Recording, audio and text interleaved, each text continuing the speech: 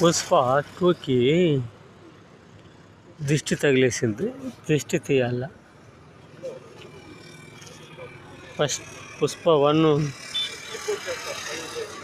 ఒక రేంజ్లో పోయింది. పుష్ప 2కు ఇంటర్నేషనల్ రేంజ్ పోతా ఉంది. అందుకే దిష్టి తగిలింది.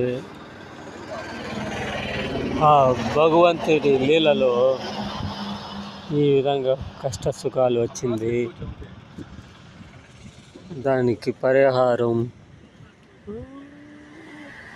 కంటి దృష్టి, పురుగు దృష్టి అన్నీ తీయాలి.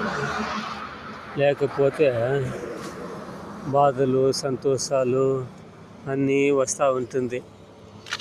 మనిషికి ఏదేది కావాలనో, ఎప్పుడు ఏమి చేయాలో